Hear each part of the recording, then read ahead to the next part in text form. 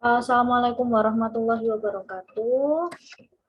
Waalaikumsalam warahmatullahi Waalaikumsalam warahmatullahi wabarakatuh. Ya, Waalaikumsalam warahmatullahi wabarakatuh.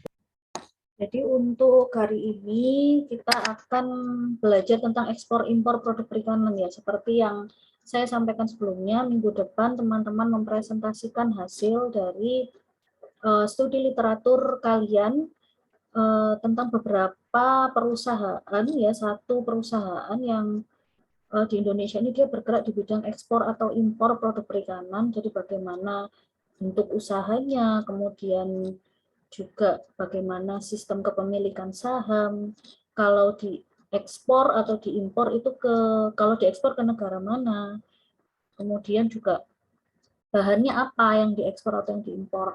Jadi seperti itu. Sekarang saya berikan materinya ringkas ya. Saya katakan ringkas karena biasanya mungkin kalau saya membuat materi itu agak banyak. Nah, ini agak ringkas. Jadi lebih kepada penjelasan langsung ya, penjelasan menjurus mengenai kegiatan ekspor impor yang ada pada produk perikanan gitu. Jadi kalau untuk bagaimana kebutuhan akan ekspor impor secara detail mungkin teman-teman bisa baca di buku-buku pengantar ekonomi ya. Jadi tentang kegiatan ekspor, kegiatan impor, silahkan teman-teman baca di buku ekonomi. Nah, karena materi ini harus saya ringkas dalam waktu 1 kali pertemuan, maka ini ya kita langsung menjurus saja pada kegiatan ekspor impor dari produk perikanannya gitu. Jadi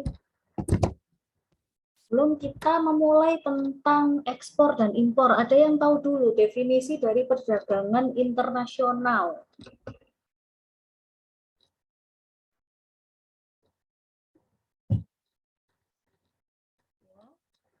Perdagangan internasional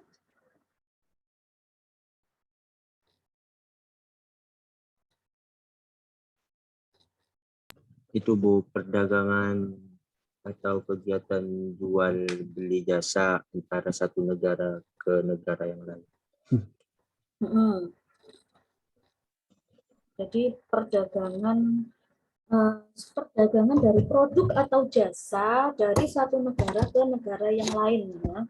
Jadi bisa dia dilakukan antar penduduk, orang perseorangan, sekelompok, atau antar negara. Jadi misalkan suatu produk atau jasa yang dia menguasai hajat hidup orang banyak, misalnya seperti di Indonesia, misalkan mengirim minyak sawit misalnya, jadi negara antar negara mengirim minyak sawit misalkan bisa, atau orang perseorangan atau badan hukum yang mengirim itu bisa. Nah, jadi karakteristik dari perdagangan internasional ini dia dilakukan atas dasar kesepakatan bersama. Jadi ada perjanjian-perjanjian tertentu. Nah, jadi ini ya perdagangan internasional itu. Nah, biasanya itu kalau dalam suatu perdagangan ya, jadi harusnya itu ada akad gitu ya. Jadi perdagangan yang benar itu ya sebenarnya itu begini. Jadi misalkan ada dua orang di sini, ada yang penjual, yang di sini adalah yang pembeli. Seharusnya adalah si pembeli misalnya bertanya, ini harganya berapa gitu ya. Oh, misalnya buah ini harganya Rp5.000 dari si pembeli. Nah, seharusnya pembeli itu nanti menyatakan, ini saya akadkan buah senilai Rp5.000 kepada Anda. Anda bayar bagaimana, Pak? Anda bayar tunai atau bagaimana? Oh iya, saya bayar tunai. Jadi oke, ini saya berikan buah mangga misalnya seberat berapa kilogram gitu ya, dengan harga sekian, dengan kondisi sekian. Apakah Anda mau untuk mengambil? Oh ya, baik, ini saya terima, bagaimana kondisinya, cash atau tidak. Nah, jadi dari si pembeli juga seharusnya kalau akad yang benar itu ya, itu adalah dari si pembeli juga menyatakan, baik, saya terima mangganya dalam kondisi yang baik, dengan bobot sekian, dengan harga Rp5.000. Saya bayarnya dengan tunai. Jadi sebenarnya kalau akad yang sesuai syariat itu sebenarnya seperti itu, begitu ya. Tapi kadangkala kita memotong beberapa Itu ya beberapa yang seharusnya apa yang diakatkan, karena kan kalau misalnya penjualnya ada satu, yang beli banyak kan juga ribet sekali yang seperti itu. Yang penting adalah kita sudah tahu berapa harganya dan kemudian memang sudah ada kesepakatan. Nah ini tadi ya. Jadi atas dasar kesepakatan memang sudah ada kesepakatan, kondisinya begini sudah sama-sama tahu, jadi ya sudah tinggal langsung berapa harganya sudah dibayar. Nah, itu kalau perdagangan yang umum, perdagangan yang biasa, memang seharusnya ada akad, tapi kebanyakan tidak dilakukan begitu. Saya pernah satu kali membeli buah waktu itu ya, itu dia benar-benar menggunakan akad gitu ya. Jadi saya jual buahnya kondisi begini dengan harga segini, Anda mau membayar dengan tunai atau apa, nah itu sangat bagus sekali ya. Jadi bisa menerapkan akad-akad perdagangan jual beli menggunakan syariat. Itu juga yang sebenarnya adalah diadopsi sehingga menjadi suatu kesepakatan perdagangan internasional. Jadi perdagangan itu bukan sekedar kita menjual membeli barang, bukan sekedar seperti itu, tapi harus ada kesepakatannya dulu. Jadi harus ada kesepakatan kondisi yang dibeli seperti apa, kemudian harus sesuai juga bobotnya bagaimana, harganya berapa. Nah, harga ini juga nanti kalau misalnya barangnya diekspor, dikirim, itu apakah ada biaya ongkirnya. Nah, jadi kenapa kok kebanyakan perdagangan online itu dia kadang seringkali bermasalah karena tidak jelas akadnya. Nah, sekali lagi, ada yang namanya akad jual beli. Nah, akad jual belinya kadang nggak sesuai. Di situ kadang tidak tertulis ya. Kalau memang misalnya tidak tertulis, maka mungkin yang salah pembelinya begitu ya. Karena apa, dari awal tidak tertulis kesepakatannya. Oh ya, siap. Ya. Jadi dari awal tidak tertulis kesepakatannya. Tapi kalau misalkan di situ sudah ada tertulis di apa produk online itu sudah tertulis, oh barangnya begini, kondisinya begini. Kemudian reviewnya bagus, ternyata hasil yang kita dapatkan ternyata jelek barangnya. Nah ini berarti dia tidak sesuai dengan kesepakatan. Artinya kalau teman-teman mau mengembalikan boleh, karena apa, ada sesuatu yang bisa diklaim. Oh yang ditulis seperti ini, tapi hasilnya adalah seperti ini. Nah, jadi perdagangan yang benar gitu ya, untuk mencegah hal-hal yang tidak diinginkan itu sebaiknya adalah harus ada dasar kesepakatan bersama. Jadi ini kata kuncinya ya. Jadi sudah ditambahkan oleh Mas Rudi. Jadi kalau perdagangan ya menjual barang, Bu, jual beli barang dari satu negara ke negara lain, betul. Tapi ada kata tambahannya atas dasar kesepakatan bersama. Supaya apa?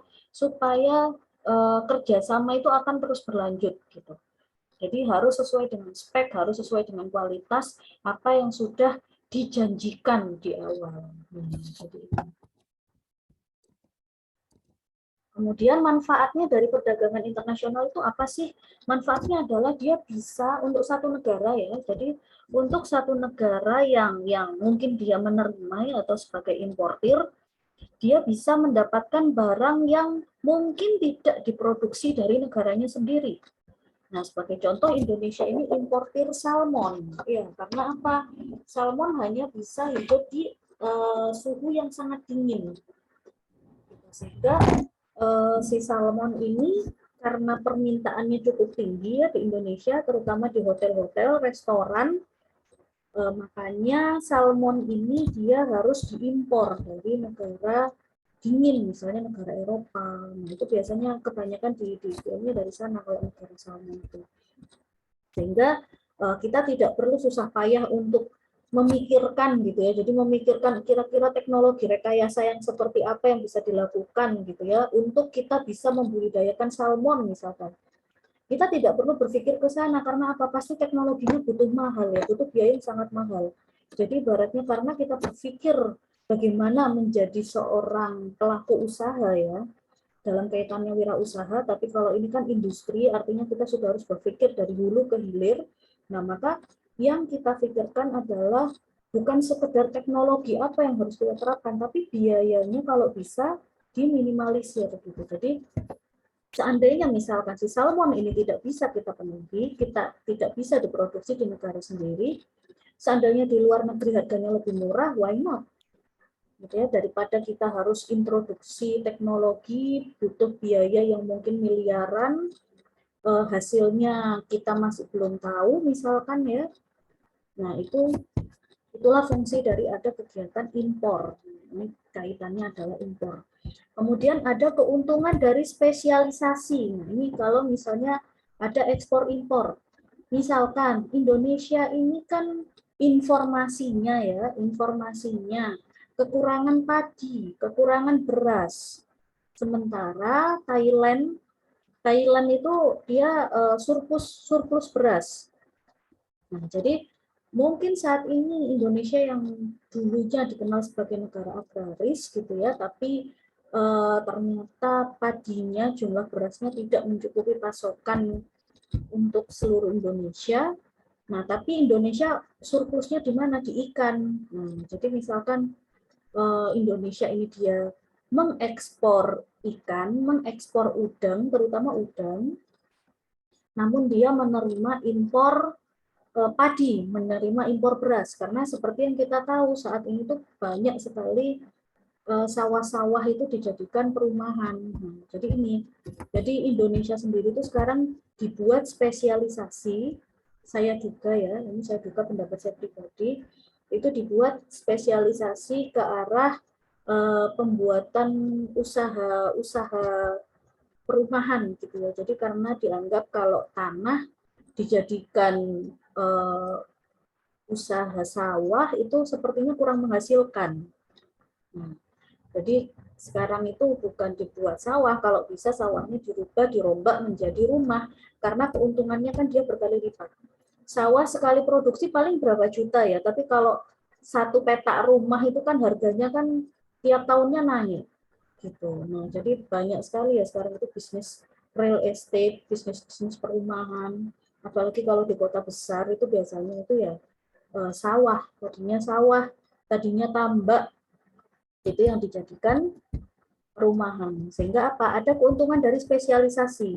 Oke, lahannya Indonesia, sawahnya dia berkurang, gitu ya. Makanya dia untuk memenuhi kebutuhan dari negaranya, maka dia menerima impor beras karena informasinya beras dari luar itu lebih murah daripada beras lokal, beras dalam negeri. Apakah di situ ada permainan pasar? Nah, itu nanti ada kajiannya sendiri ya. Tapi kalau sejauh ini dilihat dari harga beras dari negara luar lebih murah daripada beras produksi sendiri. Makanya para petani itu juga merugi ya. Padahal mereka dibeli harganya murah, tapi ketika disampaikan kok harganya mahal gitu loh. Ketika dijual lagi harganya mahal. Nah, di situ ada permainan tengkulak juga. Nah, kita kembali lagi nanti ya ke permasalahan di pertemuan yang kemarin itu, ada permasalahan di tengkulak juga. Nah, jadi kalau dari kaitan perdagangan internasional adalah adanya spesialisasi produk. Misalkan Indonesia dikenal sebagai negara maritim. Nah, sampai sekarang dia Indonesia terkenal akan ekspor produk-produk perikanan, udang, beku, ikan, dan lain-lain. Nah, ini. Jadi Indonesia dikenalnya apa? Dia mengekspor bahan-bahan atau produk-produk jadi dari perikanan. Kemudian apalagi manfaat dari perdagangan internasional adalah adanya faktor produksi yang dimiliki setiap negara bisa digunakan lebih efisien. Oke, sebelum saya lanjutkan, mungkin ada yang bisa memberikan contoh. Maksudnya bagaimana ya faktor produksi yang dimiliki setiap negara ini bisa digunakan lebih efisien?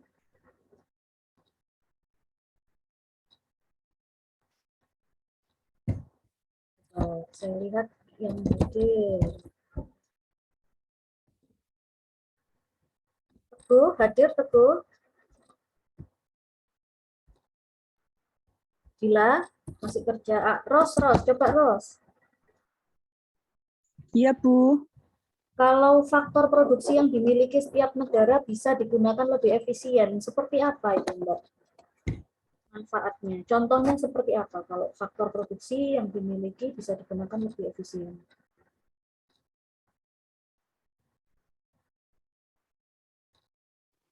Tadi, Bu. Bagaimana? Setahu saya itu padi. Padinya Lalu Ya. Mungkin ada yang lain yang bisa menambahkan jawabannya, Ros? Ya, jadi contohnya seperti apa? Misalkan Indonesia ini perikanan tunanya kan luas ya. Perikanan tunanya luas. Nah, di situ yang bisa dimanfaatkan adalah alat-alat tangkap. Nah, jadi bisa digunakan lebih efisien. Kita nggak perlu beli semua jenis alat tangkap, nggak perlu. Kita maksimalkan saja potensi ikannya apa, gitu loh. Ya, misalkan budidaya keramba, keramba yang ada di pesisir itu ya. Nah, itu kita maksimalkan saja penggunaan keramba, tidak perlu tiba-tiba kita buka tambak di pinggir untuk memenuhi kebutuhan yang lain gitu, itu tidak perlu, sehingga kita akan memaksimalkan apa yang ada. Nah, intinya adalah itu. Kita tidak mengintroduksi, kita tidak menambahkan satu alat lain gitu ya ke dalam negara kita, itu tidak perlu, karena apa, kita bisa menggunakan alat yang sudah ada saja gitu loh, secara lebih efisien. Jadi tujuannya untuk perdagangan internasional adalah bukan mengintroduksi hal yang baru ya, tapi adalah memaksimalkan. Nah, memaksimalkan apa yang sudah ada, memaksimalkan apa yang sudah kita miliki sehingga bisa kita jual, kita ekspor. Nah, jadi persaingan kita itu adalah persaingan kualitas gitu. Jadi kalau kita sama negara lain, misalnya sama-sama punya udang, nah yang bisa kita jual itu adalah persaingan kualitas. Kualitas mana yang lebih baik yang bisa kita tawarkan gitu.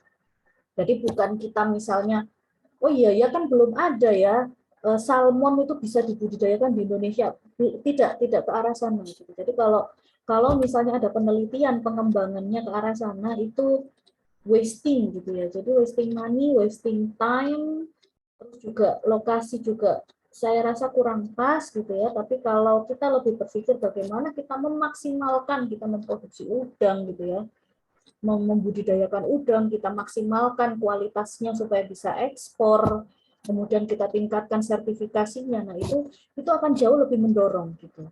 Ibaratnya ketika ada pemerintah itu dia punya anggaran dana sekian gitu ya, itu akan lebih mudah dana itu turun untuk memaksimalkan potensi udang ketimbang kita membuka potensi budidaya salmon misalkan. Sehingga apa? Secara dana juga dia lebih bisa dimaksimalkan, lebih efisien. Kalaupun perlu ya kita tambah jenis alatnya saja gitu. Tapi kita nggak perlu membuat suatu introduksi yang baru. Gitu. Kemudian manfaatnya yang selanjutnya adalah memperluas pasar. Nah, jadi ketika kita surplusnya sangat banyak ya, namanya surplus ya. Kenapa ada suatu benda disebut bisa diekspor? Nah, ketika suatu benda itu sudah bisa diekspor, suatu barang, suatu jasa bisa diekspor, artinya dia sudah memenuhi kebutuhan sendiri. Jadi kalau dia sudah memenuhi kebutuhan sendiri, terus ternyata kita tingkatkan terus ya, kita tingkatkan terus ekspornya, nah otomatis pasarnya juga kita perluas gitu loh. Oh ternyata di Amerika sudah menerima nih, tapi kita masih surplus, maka kita kirim ke negara lain. Nah, jadi ini fungsinya perdagangan internasional. Karena pasarnya diperluas, otomatis keuntungannya juga lebih tinggi. Nah, dan juga kadang ada transfer teknologi modern. Nah, jadi misalnya kita sudah memaksimalkan faktor produksi ini ya, digunakan lebih efisien. Nah, mungkin nanti ketika kita sudah bisa memaksimalkan, maka pemerintah itu akan melirik atau perusahaan modal asing itu akan melirik. Jadi kita tidak perlu susah payah membuat alat sendiri gitu loh. Jadi ketika hasilnya itu sudah terlihat, oh iya ini hasilnya sudah bagus, maka mungkin nanti akan disuntikan modal ke situ gitu loh. Nah, ketika disuntikan modal, kita coba nanti membuat suatu teknologi yang baru. Jadi ada transfer teknologi modern supaya apa? Supaya nanti supply-nya itu berkelanjutan gitu. Jadi kalau suatu negara sudah biasa mendapatkan produk dari negara lain ya, jadi misalnya hubungannya sudah bagus gitu ya, otomatis ketika ada permasalahan di negara yang memberikan supply ya, misalnya ada masalah, oh ini nih alatnya kurang mendukung, maka akan dilakukan transfer teknologi. Jadi seperti itu. Ini adalah pentingnya kerjasama internasional.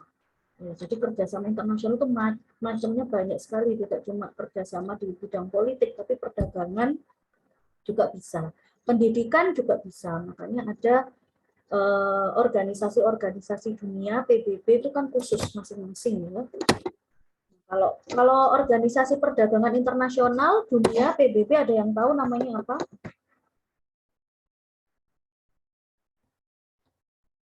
Coba. WTO. Nah, ya jadi organisasi untuk perdagangan internasional PBB itu WTO. Jadi semua perdagangan itu yang membuat kesepakatannya, ya kembali lagi di sini, yang membuat kesepakatan dasar, kesepakatan standarnya itu adalah WTO, World Trade Organization. Nah, jadi ini. Sehingga nanti mana yang perlu diekspor, mana yang perlu diimpor, nah itu biasanya juga nanti PBB itu hanya mengatur saja gitu ya. Jadi ada kesepakatannya, ada klausul, nah itu akan disepakati dan harus diikuti oleh seluruh negara. Sehingga kalau definisinya sederhana ya, ekspor itu apa?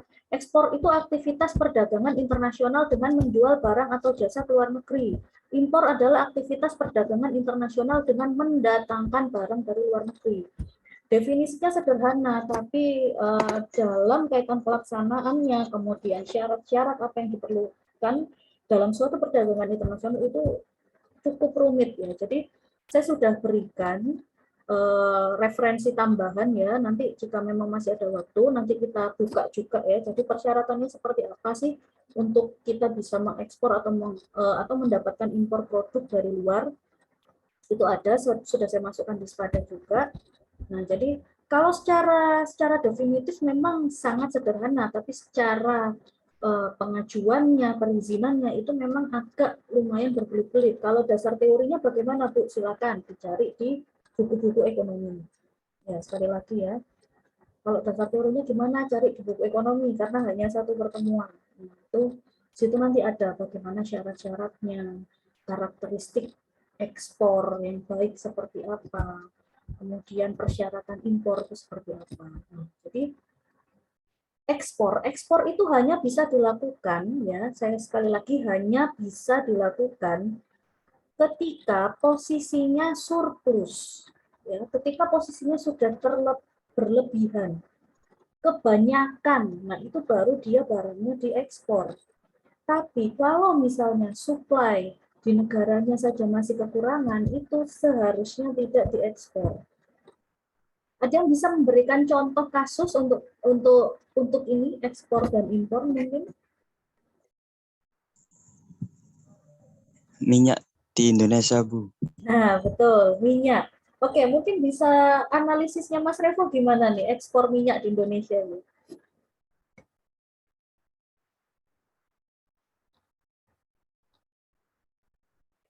Kalau menurut saya untuk ekspornya itu terlalu banyak, Bu.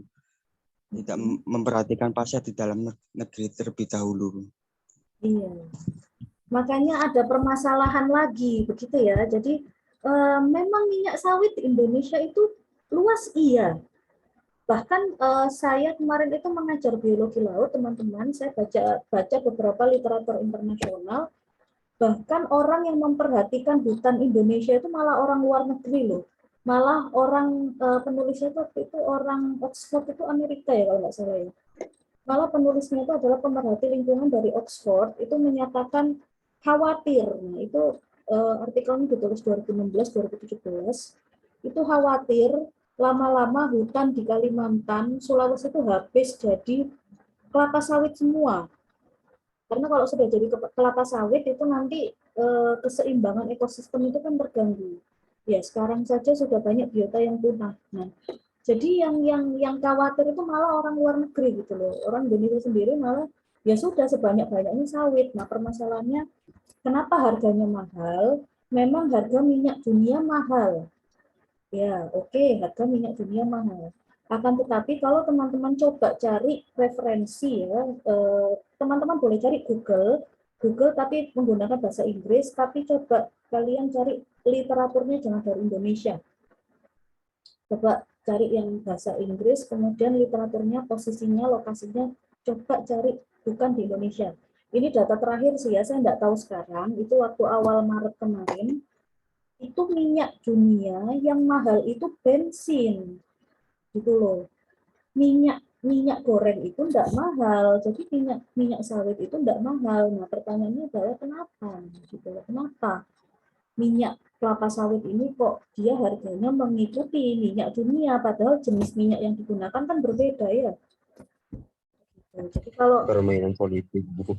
nah itu jadi begini, kalau kita kajiannya perdagangan internasional ya, jadi minyak bensin itu kan yang dari foraminifera, jadi yang dari bahan bakar gas yang memang dari laut itu ya, dibor itu ya.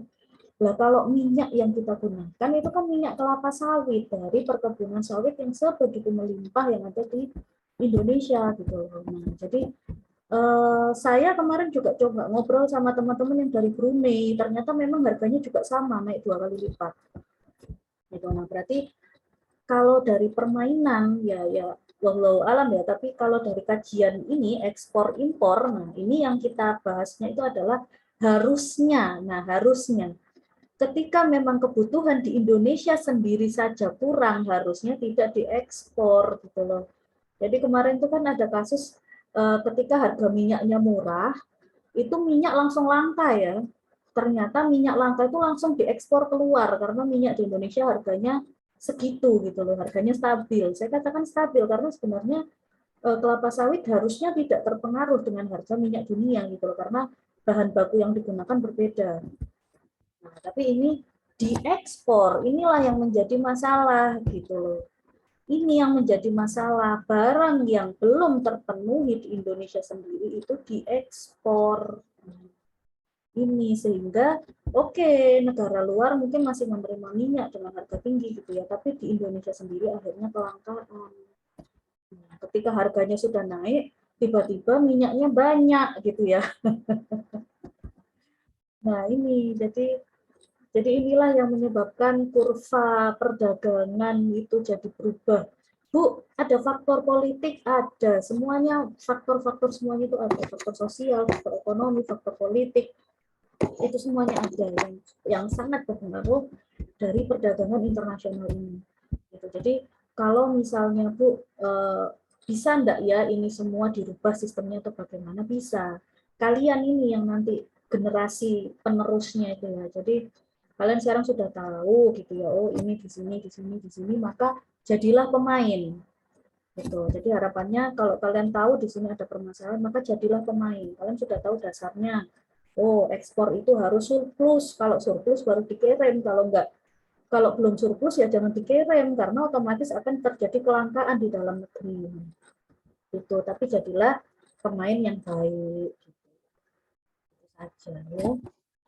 Lanjut. Sekarang tren ekspor produk perikanan. Jadi ketika mungkin ekspor padi ya, saya sampaikan padi pada tahun 98 ya, sekitar 90-an lah, teman-teman belum lahir, saya juga baru lahir. Itu padi dulu itu sampai bisa kirim-kirim ya, dulu itu padi itu kirim ke banyak negara. Jadi pada tahun 90-an awal itu negara Indonesia itu surplus dalam bidang pertanian, perikanan, tapi lebih ke pertanian pada waktu itu, surplus sampai kirim-kirim ke banyak negara. Oh iya, nanti saya absenkan Mas Teguh. Jadi sampai kirim-kirim ke banyak negara pada waktu itu ya, berarti 90-an. 30 sampai 40 tahun yang lalu lah ya. Sehingga Indonesia pernah dikenal sebagai macan Asia. Pernah dengar Indonesia sebagai macan Asia? Pernah, Bu. Nah, oke. Maaf. Oke, berarti masih inilah ya, karena waktu saya dulu tuh waktu saya SD itu masih doktrinnya tuh masih Indonesia sebagai macan Asia. Nah, tetapi saat ini Indonesia tuh sangat menurun drastis gitu ya. kalau di bidang pertanian terutama beras itu Indonesia jangankan bisa ekspor, kebutuhan dalam negeri aja kurang. Nah, ini saya sekali lagi ya kurang tahu apakah ini ada suatu permainan atau apa, saya kurang tahu, tapi kalau dari fakta yang ada di lapangan, petani itu sebenarnya bingung ya mau menjual kemana, betul ya? Petani itu malah bingung apa penjualannya gitu loh. Ibu, harganya kalau panen gini murah banget. Nah, harganya murah banget gitu ya, padahal ketika kita beli itu harganya mahal gitu ya. Nah, jadi inilah yang kadang itu kenapa kok disebut regulasinya sektor pertanian sama perikanan itu kurang baik gitu ya, karena kurang bisa melindungi produsen ya. Saya kalau menyebutnya ini produsennya gitu loh. Petani ini ya produsen yang menghasilkan padi, tapi kurang dapat dilindungi sehingga ya terjadilah sekarang gitu loh. Yang harusnya 30 tahun yang lalu Indonesia itu macan Asia karena dia bisa mensuplai berbagai macam bahan makanan pokok ke negara lain di Asia, bahkan keluar Asia, sekarang malah menerima impor terutama beras gitu. Tapi bagaimana kalau dengan produk perikanan? Nah, produk perikanan semenjak dia sudah dipisah dulu kan masih belum Kementerian Kelautan dan Perikanan ya. Dulu masih kalau tidak salah itu masih menjadi satu dengan Kementerian Pertanian ya. Jadi sekarang itu sudah jadi sendiri produk perikanan gitu ya. Trennya itu alhamdulillah cenderung naik. Mungkin kalau di penangkapan ya sekali lagi kalau ekspor produk penangkapan itu tidak terlalu tinggi. Nanti akan saya jelaskan kenapa. Nah, tapi kalau ekspor dalam budidaya itu dia tren ekspornya cenderung naik gitu. Ini kalau sebagai contoh ya, tahun 2015 sampai 2019, nah ini sebelum pandemi nih.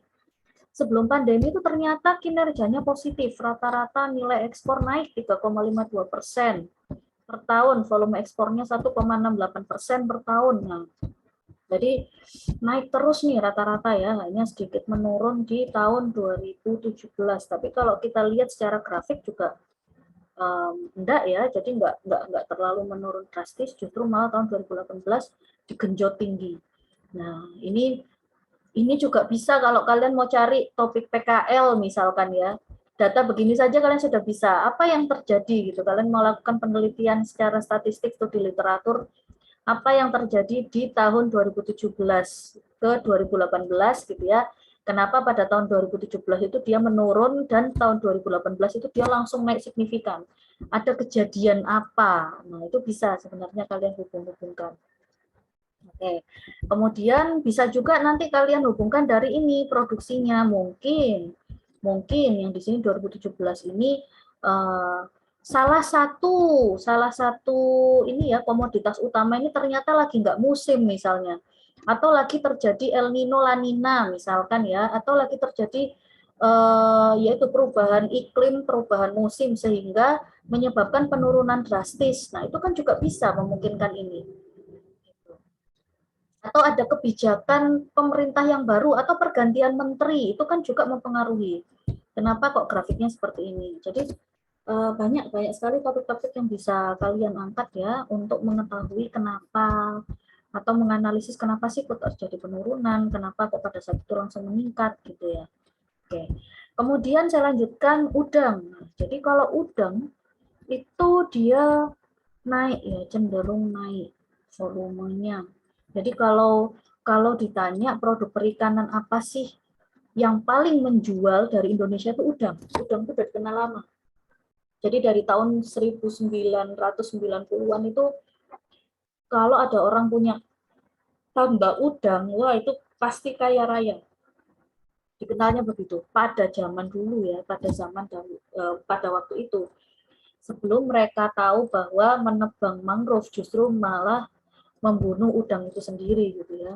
Makanya penebangan mangrove itu besar-besaran tahun 90-an gitu loh. Sehingga kalau misalnya sampai tahun ini nih 2022 masih ada orang yang nebang mangrove untuk membudidayakan udang, ya wis itu sama dengan mengulang kesalahan sebenarnya gitu loh. Sebenarnya mengulang kesalahan yang terjadi pada era 90-an dulu, ketika orang dulu itu mangrove-nya ditebang, dibudidayakan udang, benar panennya berhasil di awal-awal, selanjutnya ya menurun terus karena kualitas airnya buruk gitu. Ya, jadi udang itu permintaannya selalu tinggi, udang naik sampai 4,21%. Tuna juga cenderung naik ya di tahun 2019. Yang lebih tinggi lagi apa? Cumi-cumi. Nah, rajungan, kepiting. Kepiting juga 2017 ini agak turun. Oh, sorry, 2019 ini agak turun. Cuma kepiting ini dia hidupnya bergantung musim ya. Jadi dia tidak ada sepanjang tahun itu dia nggak ada kepiting, dan dia sangat bergantung pada habitatnya. Jadi kepiting, lobster itu karakteristiknya sama. Dia benihnya tersedianya di alam. Jadi hanya bisa pembesaran saja, kita nggak bisa pembibitan, pembenihan itu nggak bisa. Sehingga kalau misalnya habitatnya dia terganggu, ya otomatis kepitingnya jumlahnya juga menurun. Nah, jadi ini juga bisa ini nanti kalau kita analisis dari data yang besar, itu kenapa kok ini menurun, itu juga bisa. Nah, kemudian produksi rumput laut naik, karena rumput laut ini cenderung mudah dibudidayakan. Nah, jadi sebenarnya yang bisa kita maksimalkan, oke, sebelum saya lanjutkan, menurut Rudi, ayo Rudi, menurut Rudi ini yang kira-kira bisa dimaksimalkan yang mana?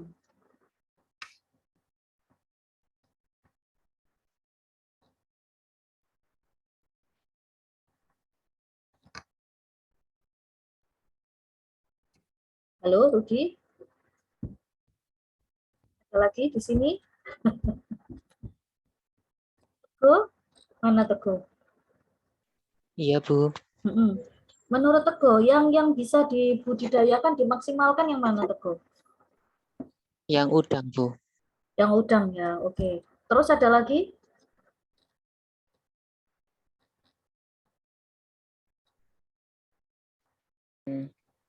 Udang sama rumput laut sih, Bu. Ya, udang sama rumput laut kan bisa dibudidayakan ya. Karena kalau udang sama rumput laut ini benihnya tersedia terus di alam, dan dia sangat mudah dibudidayakan, dia tidak tergantung musim gitu loh. Ya, jadi udang sih agak lebih susah sih ya. Kalau rumput laut ini dia cenderung lebih bisa dibudidayakan. Sudah belajar penyakit-penyakitnya rumput laut kah? Teguh? Kalau di sini itu belum ada Bu rumput laut yang terserang ice. Saya kan sudah tanya sama lab sama juga teknisinya, terus katanya belum ada kalau rumput laut yang terkena ice, adanya itu cuma ada kerang-kerang gitu loh Bu yang nempel di rumput lautnya. Oke. Tapi itu seberapa mengganggu Mas kerang-kerangnya terhadap rumput laut itu? Sebenarnya nggak mengganggu Bu, dia hanya hidup menempel saja, soalnya dia kan nggak makan rumput lautnya. Berarti enggak menyebabkan rumput lautnya kurus atau apa, bukan ya berarti ya? Bukan Bu, ikan baronangnya Bu yang itu makan rumput lautnya. Oh, ini budidayanya campur-campur gitu ada baronang juga. Polikultur, jadi ada ikan bandengnya sama ikan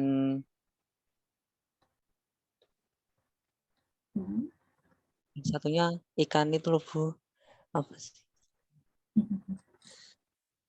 Lupa Bu yang satunya. Oke, itu bisa jadi skripsi loh itu sebenarnya ya. PKL campur skripsi. Tapi sudah coba konsultasi terus dengan Pak Andi kan ya, ya.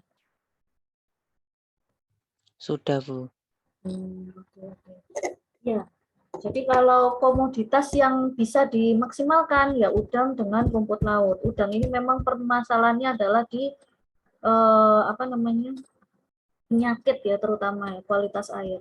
Rumput laut itu cenderung lebih kuat gitu. Meskipun tetap rumput laut itu permasalahannya apa? Kendala di logam berat biasanya.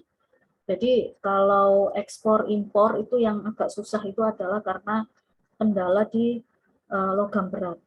Nah, kalau kepiting dia musiman, cumi-cumi juga masih ada musimnya. Kalau tuna itu ikan yang keliling terus dia. Nah, jadi ini juga nanti ada masalah dengan alat tangkap yang tidak ramah lingkungan itu, troll itu ya.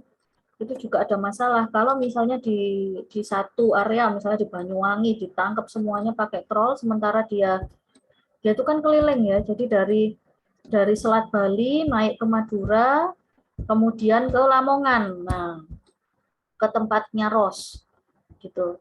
Itu kalau misalnya dia sudah dihabiskan ya, jadi tuna itu kan musimnya kan nanti pas bulan ini lewat di sini, bulan ini lewat di sini. Nah, kalau dia sudah dihabiskan di Selat Bali, di Banyuwangi, ya sudah, yang di tengah-tengah di Selat Madura sudah kurang. Begitu nyampe Lamongan ya jarang ketemu tuna, paling ya cakalang, paling ya tongkol ya, terus ya.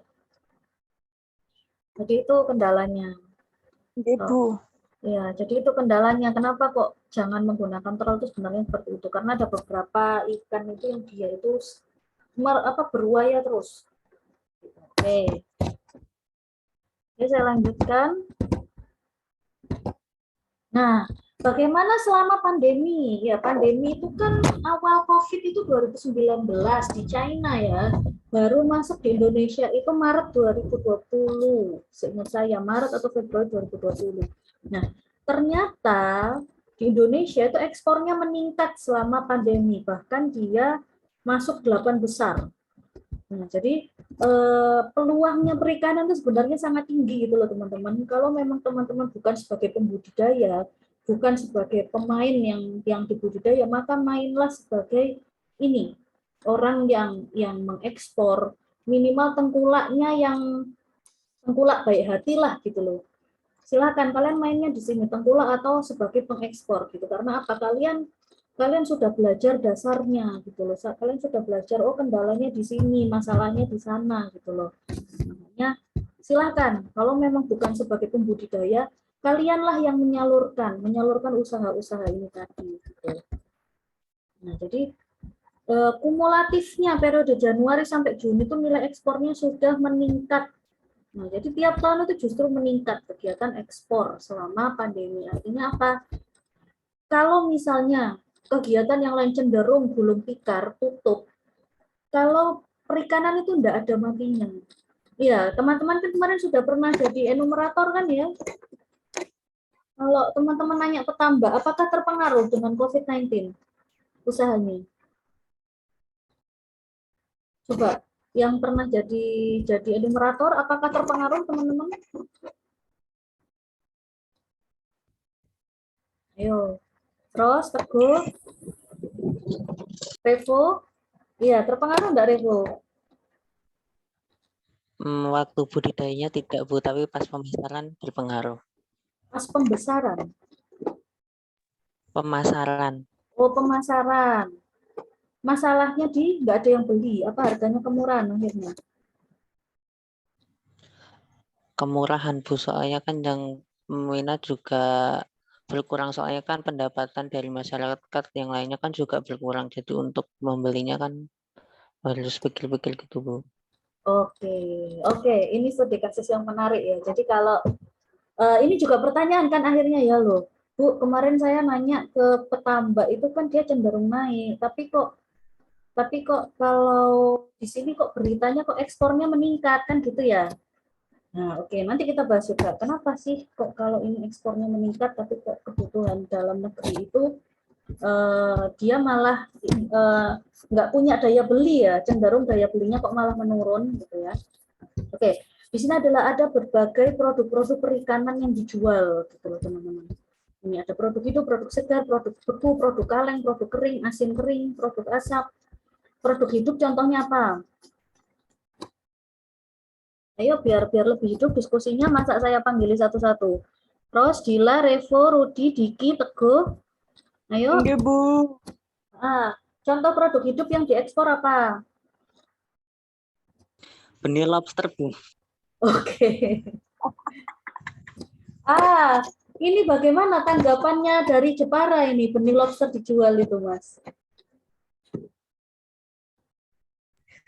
Sangat merugikan, Bu. Di sana ada lobster juga. Ada, Bu. Tapi di sini yang pembenihannya lebih ke kepiting rajungan. Oh, kepiting rajungan. Nah, ini kalau ada yang belum PKL skripsi, coba ya ambil kepiting rajungan di sana mungkin ya. Iya, Bu, enak banget kalau kepiting rajungan di sini dekat, terus fasilitasnya juga memadai, terus orangnya baik-baik, Bu, kalau yang di kepiting rajungan, ramah. Lah kalau yang di udang sama rumput laut emang gimana? Sama sih, Bu, enak. Cuma kalau rumput laut itu kita jalannya Jauh. agak jauh untuk tambaknya, tapi kalau untuk yang labnya belakang, pokoknya belakang sendiri berbatasan sama laut. Terus kalau udang yang pembesaran itu juga jauh, dia itu jalan sampai keluar pintu yang pagar BBAP itu, Bu. Itu untuk pembesaran. Terus yang untuk udang milenial itu jalannya lebih jauh lagi sampai ke yang pembesaran udang. Tapi kalau untuk hatchery itu dekat di dalamnya balai, dekatnya rajungan. Oh, ilmunya dapat banyak banget itu nanti ya. Apa bedanya udang milenial sama udang yang biasa? Teknologinya, Bu, kalau tambak milenial itu lebih ke teknologinya, pakainya tuh pakai alat semua, untuk cek-cek semua tuh pakai alat. Kalau yang biasa tambaknya semi intensif, cuma pakai kincir, cuma pematangnya tuh ada yang pakai plastik itu loh, Bu, plastik tebal. Oke, oke, oke. Oke, terima kasih Mas penjelasannya ya. Oke, itu produk hidup. Kepiting itu kan juga dijual produk hidup ya. Jadi kepiting, lobster, tadi kepiting, lobster itu produk hidup. Bibit, Iya, Bu. iya baik bibit, baik yang pembesaran itu kan kalau diekspor itu kan dalam bentuk hidup. Produk segar, apa kira-kira? Banyak ini ya. Udang, ikan, ini semuanya segar. Kerang hijau segar. Nah, kemarin itu ini juga produk segar. Produk beku ya, ikan-ikan yang dibekukan. Nah, jadi ini yang mentah ya. Jadi biasanya itu produk mentah atau setengah matang, setengah baku. Nah, ini biasanya produk beku. Jadi dibuat frozen. Nah, biasanya produk-produk hidup segar beku ini adalah produk-produk kualitas yang paling baik. Gitu. Karena apa? Dia masuk ke ekspor itu kualitas yang nomor 1 biasanya ini produk-produk beku. Nah, kemudian produk kaleng. Produk kaleng ini ada ini ya, sarden. Nah, ini juga sama. Sarden itu ternyata bukan cuma ikan sardinia lemuru gitu loh. Jadi dari tuna bisa, dari makarel bisa, bahkan yang baru saya dengar itu dari tongkol itu juga dijadikan produk kalengan gitu ya. Jadi dijadikan sarden juga gitu loh. Tapi yang dilihat apa harganya pasti berbeda kalau yang dari tongkol gitu. Jadi sebenarnya satu keluarga yang sama-sama tuna, cuman yang membedakan adalah bentuk tubuhnya, dagingnya, ukurannya. Nah itu. Jadi produk kaleng. Kemarin yang saya sampaikan kadang ketika tidak ada ketersediaan bahan baku, maka yang dijual adalah ikan lain yang sejenis. Nah, jadi ini. Produk kering contohnya apa? Ikan asin, Bu. Ikan asin, Bu. Ikan asin yang ini dong, asin kering. Kalau produk kering apa ya? Kerupuk. Kerupuk bisa. Tapi kerupuk itu diekspor nggak ya? Nah, itu Bu, kurang tahu, Bu. Belum pernah dengar sih, Bu, saya. Iya. Kerupuk, iya ya, coba deh teman-teman kalian jadi eksportir kerupuk gitu kan bisa ya. Di luar itu sebenarnya ada kerupuk ya teman-teman, tapi kerupuknya itu sudah jadi sudah kalau yang setahu saya waktu di Taiwan itu ada kerupuk udang. Jadi kerupuk udang bundar-bundar gitu ada, tapi sudah dikemas kayak snack. Dan produsennya itu loh bukan Indonesia tapi Malaysia. Nah, Padahal itu juga potensial loh itu. Jadi kerupuk udang itu satu paknya itu satu pak kayak snack lace gitu itu harganya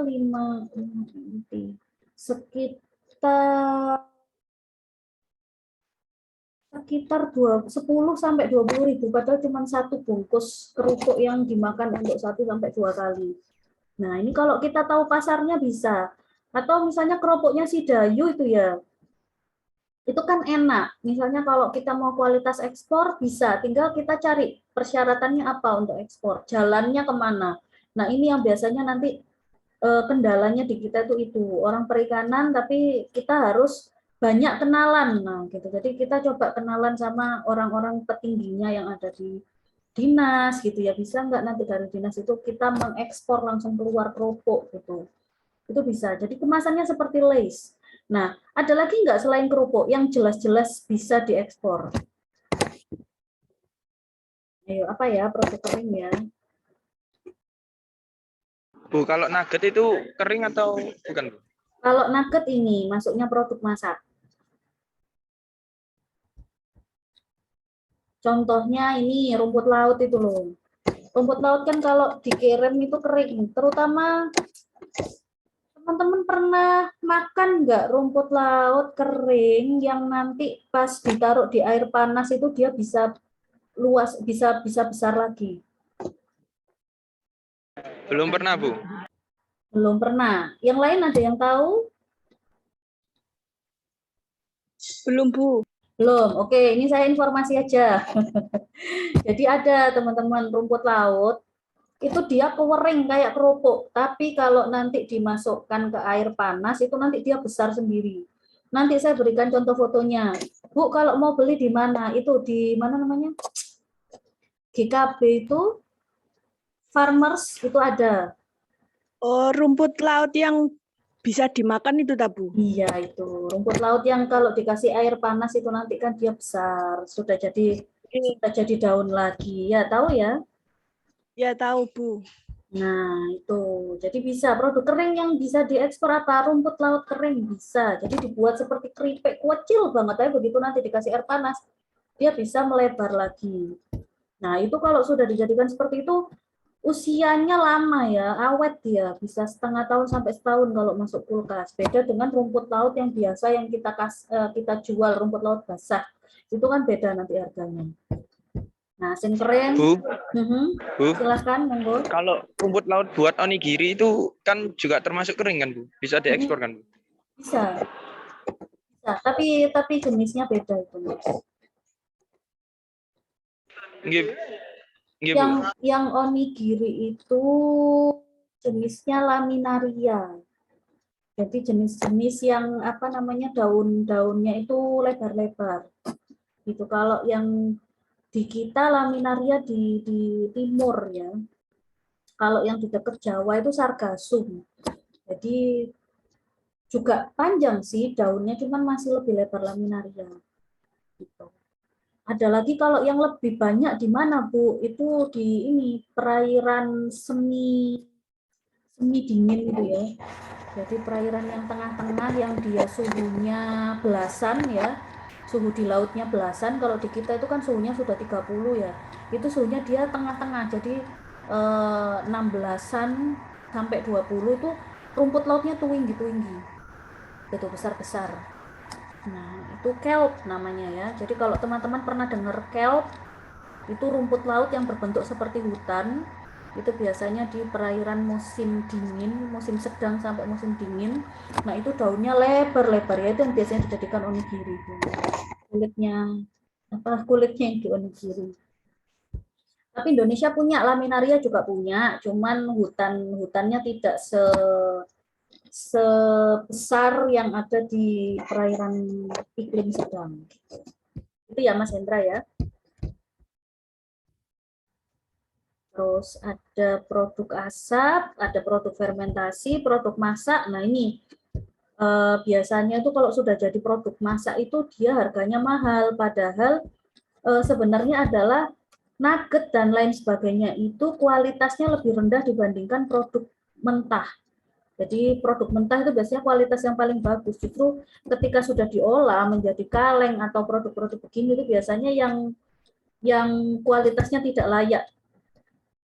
Gitu. Kadang yang seperti itu. Terus ada surimi, makanan yang berbasis surimi. Jadi dipres, kemudian nanti begitu dibuka nanti bisa besar lagi bentuknya. Iya, komoditas utama kita. Udang, tuna, kakap, kerapu, tenggiri, jenis-jenis tilapia, nila dan lain-lain, cepalopod. Udang cepalopod itu jenis kerang-kerangan, daging, kepiting, rajungan, rumput laut, teripang, dan lobster. Ini, jadi kalau distribusi ekspor produk perikanan ASEAN itu seperti apa? Tahun 2009 Indonesia itu ekspornya skala kecil dan menengah itu sangat rendah, teman-teman. Jadi sampai sekarang ya sebenarnya ya. Jadi industri itu dia didominasi dari skala besar untuk kegiatan ekspor.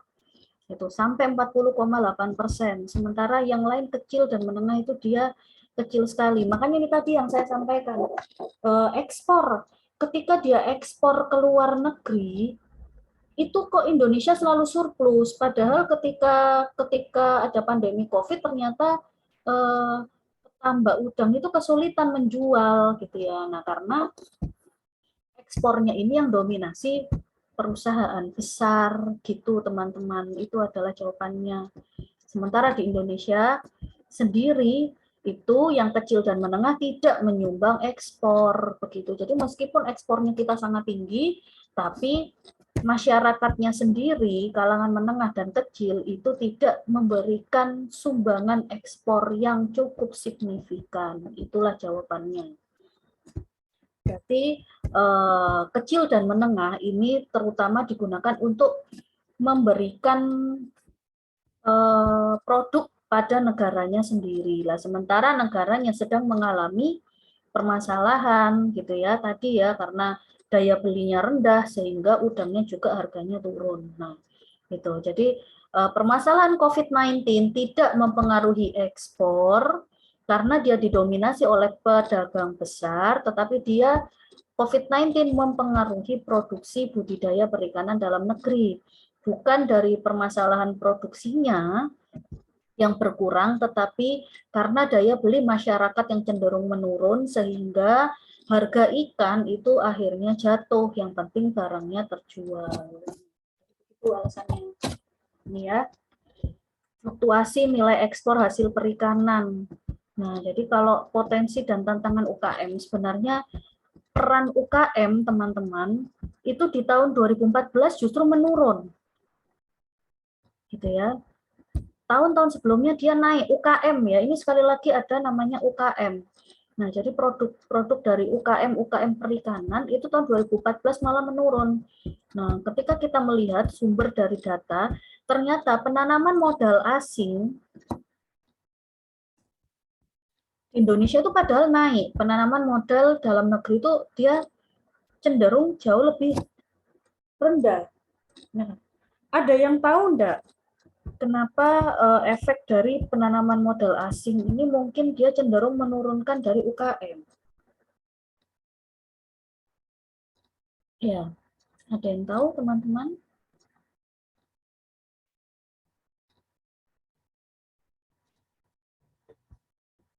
Rudi, mana Rudi?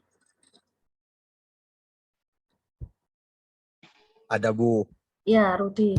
Kenapa ini Rudi ya? Di sini kan ada penanaman modal asingnya nambah, penanaman modal dalam negeri kok dia lebih turun. Terus di sini hasilnya jadi turun, ini kegiatan UKM-nya, ekspor hasil perikanan dari UKM kok cenderung turun. Kenapa Rudi kira-kira? Maaf Bu, bisa diulang Bu. Sini berisik Bu. Oke. Jadi gini, ini kan ada ekspor produk perikanan ya. Tahun 2013 tinggi nih. Tapi tahun 2014 dia agak turun untuk UKM ya. Ini untuk UKM ya. Jadi bukan skala besar, tapi skala kecil-kecil gitu kan, membentuk UKM unit kerja menengah, usaha-usaha perikanan. Nah, padahal suntikan modal asingnya dia cukup tinggi. Kira-kira kenapa ini Mas Budi? Itu Bu, bisa menurut saya itu bisa dari hasil tangkapannya itu. Maksudnya dari produksinya itu kan seumpamanya itu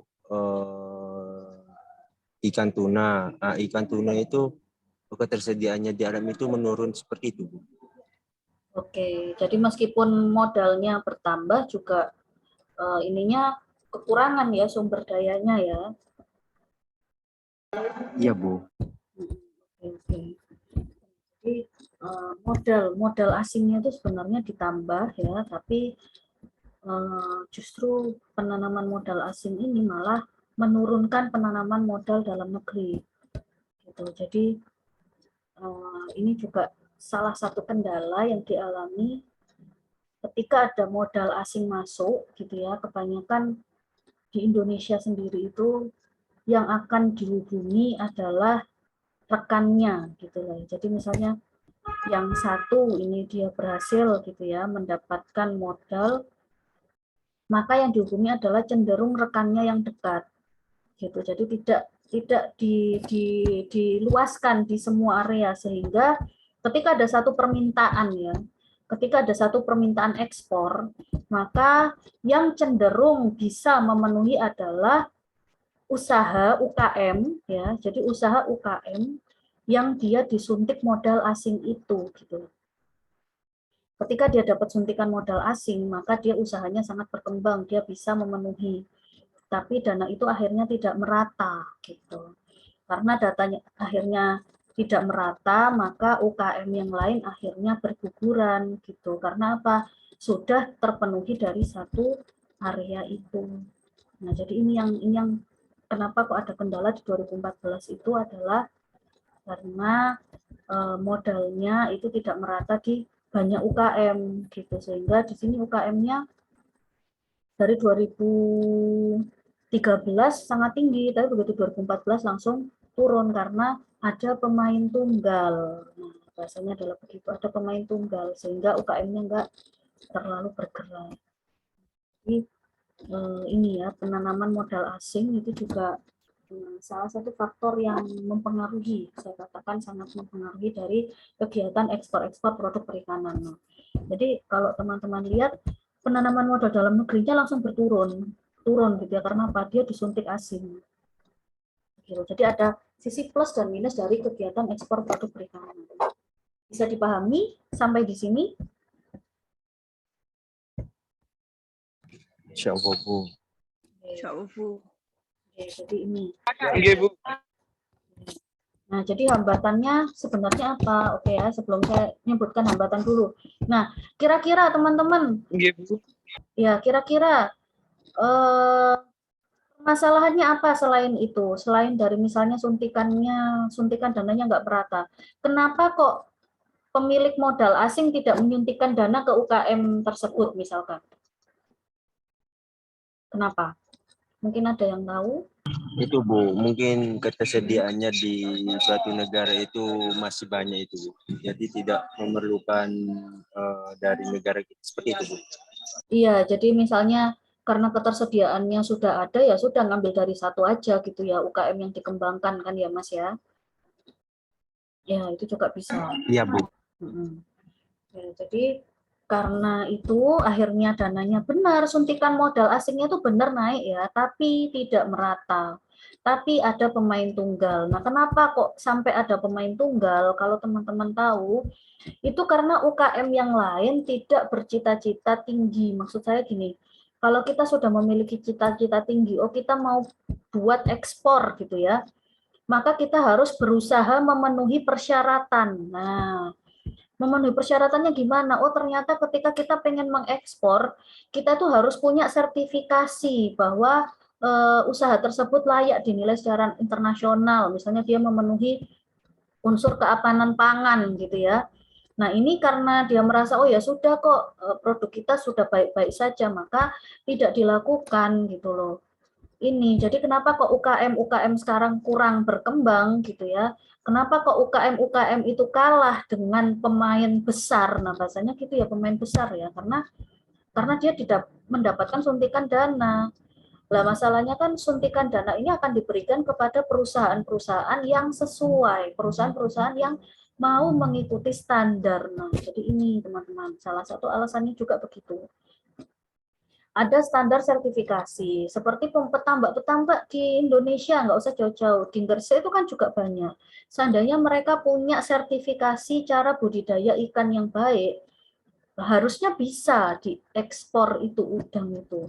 Jadi nggak sampai tadi ada permasalahan yang disampaikan oleh Teguh gitu loh, nggak sampai terjadi udangnya nggak bisa dijual sehingga harganya jatuh, nggak sampai seperti itu. Karena apa? Ekspor mau nerima, tapi ekspor mau nerima selama punya sertifikat gitu loh. Nah, inilah sebenarnya kendala kenapa kok ekspor produk perikanan itu hanya di hanya dikuasai oleh pemain-pemain tunggal gitu. Kenapa kok UKM ini kok nggak bisa berjaya? Kenapa? Karena itu. Kenapa kok UKM nggak bisa disuntiki oleh pemodal asing? Karena itu gitu. Ya, jadi pemodal asing juga temannya ya. Misalnya ini ada salah satu pengusaha gitu ya. Dia juga nginfonya jelas ke temennya gitu loh. Nggak mungkin dia menginfo secara luas. Oh ini loh ada suntikan dana modal. Kecuali yang ngelola pemerintah gitu. Nah ini teman-teman, sebenarnya kendalanya adalah seperti itu. Bu ngapunten saya gabung sama Rudi. Lah ini Rudi gabung sama siapa? Ya, jadi ini permasalahannya. Nah, jadi sebenarnya hambatan perdagangan produk perikanan. Yang pertama, keberadaan bahan bakunya. Ini ya, jadi yang tadi saya sampaikan, contohnya ikan tuna. Ikan tunanya nggak ada misalnya. Kosong semua. Akhirnya apa? Dia harus impor dari tempat yang lain. Ini akhirnya menjadikan permasalahan perdagangan produk. Akhirnya harganya nggak bisa standar. Yang kedua adalah eco-labeling. Nah ini, jadi eco-labeling itu adalah standar kualitas produk, standar sertifikasi. Ini yang menjadi masalah besar bagi UKM-UKM. Ini yang menjadi masalah besar bagi petambak-petambak, nelayan-nelayan yang ada di Indonesia. Kenapa kok nggak bisa? Padahal kita kualitasnya bagus, kita tambaknya banyak, udangnya surplus terus, kenapa kok nggak bisa dikirim? Karena ini ada standar eco-labeling. Yang meminta siapa standar eco-labeling itu WTO, gitu ya. Nah, termasuk kenapa kok tadi saya tanyakan di awal, kenapa kok penangkapan itu kan tinggi, tapi kok kita tidak mengirimkan banyak ikan keluar gitu ya. Saat ini kok kenapa kok budidaya itu tinggi, tapi penangkapan itu kok cenderung menurun gitu ya. Selain daripada memang kualitas perairan Indonesia yang sekarang sedang menurun akibat penangkapan menggunakan alat tangkap yang tidak ramah lingkungan, selain itu juga karena di luar negeri sekarang itu kalau kita mau mengekspor ikan-ikan hasil tangkapan itu harus punya sertifikat MSC. Apa sertifikat MSC? MSC itu The Marine Stewardship Council. Nah, jadi dia itu harus ikan-ikan yang ditangkap harus memenuhi standar penangkapan menggunakan alat tangkap ramah lingkungan. Nah, gitu. Jadi kenapa sih sebenarnya waktu itu Ibu Susi ya, Ibu Menteri Susi itu kok mengatakan kita tuh harus menggunakan alat tangkap lingkungan, alat tangkap yang ramah lingkungan segala macam itu karena supaya Indonesia memenuhi sertifikasi ini gitu loh. Sebenarnya itu. Jadi supaya para nelayan itu tahu gitu loh. Jadi kan ketika kita sudah bisa menjual ekspor, pasti harganya naik. Maka nelayan itu akan lebih sejahtera karena ikannya sudah dijual ke luar negeri gitu loh. Jadi ini kenapa kok penangkapannya menurun, budidayanya naik karena Indonesia tidak memenuhi sertifikasi MSC pada saat itu. Nah ini akhirnya penangkapan efeknya apa? Penurunan ekspor dari skala menengah ke bawah. Ini tidak ada sertifikasi. Yang budidaya tidak punya sertifikasi GPIB, yang penangkapan tidak punya sertifikasi MSC, ya sudah. Akhirnya ekspor kita itu dikuasai pemain tunggal. Nah, jadi benar angka ekspornya tinggi, benar Indonesia harus bangga kita punya ekspor yang tinggi. Tapi apakah memberikan kesejahteraan bagi masyarakatnya? Tidak. Karena apa? Karena pemain menengah ke bawah tidak juga bermain di ekspor. Kita tidak bermain di ekspor. Gitu. Kemudian hambatan masalah selanjutnya apa? Adalah keamanan pangan. Nah, ini kadang kita sudah ekspor berhasil, ternyata ada penyakit, ada bakteri. Nah, kemarin yang tempat saya minta ke Mbak Ros, ya Mbak Ros ya PKL di temannya saya, masih ingat Mbak? Ya, Ingat, itu. Bu. Itu PT Hatmi itu kemarin dia ada masalah. Jadi dia kirim udang, itu kan perusahaan ekspor ya. Dia itu kirim udang ke Asia kok, ke Jepang kalau nggak salah. Itu ternyata sampel udangnya itu ada COVID-nya. Gitu. Jadi Anda bayangkan udang ada Delta di situ, waktu itu kan lagi Delta. Akhirnya semua bahan-bahan udang itu dikembalikan semua, akhirnya rugi.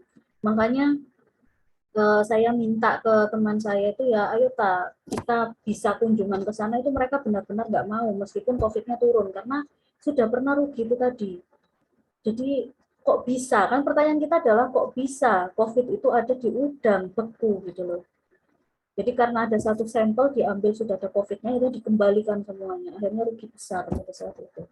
Jadi masalah keamanan pangan ini masalah yang sangat krusial ya, terutama dalam bidang ekspor impor ini tadi.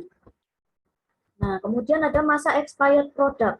Jadi berapa banyak teman-teman ketika makanya industri perikanan itu harus membahas dari hulu ke hilir. Karena misalkan nih, kita mau ekspor produk ke Jepang lah misalnya. Tapi di Jepang itu kita nggak punya kantor cabang misalnya ya. Kita nggak punya kantor cabang, kita kirim aja barangnya. Kita nggak tahu lah itu ya, yang penerima cuma bilang, oh iya sudah sampai, sudah ditutup. Tapi nggak ada kelanjutannya. Akhirnya apa? Kena expired. Akhirnya barangnya dikembalikan lagi. Ini hambatan perdagangannya.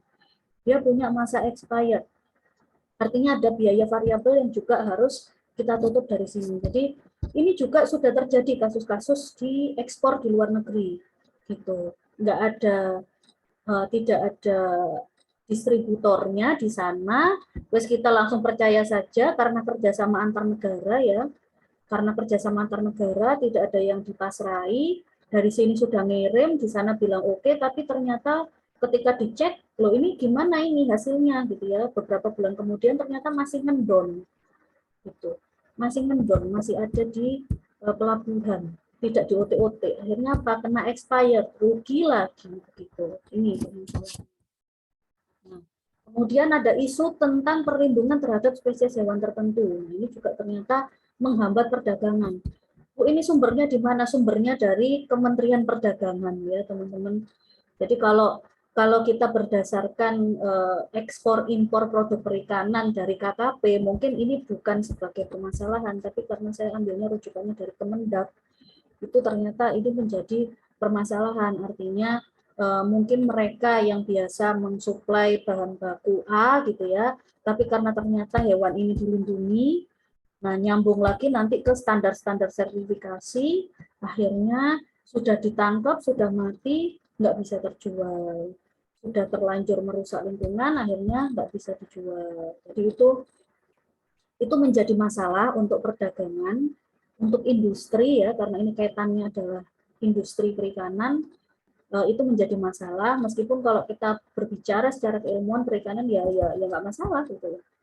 Nggak masalah, salahnya sendiri ngambil hewan yang dilindungi. Gitu.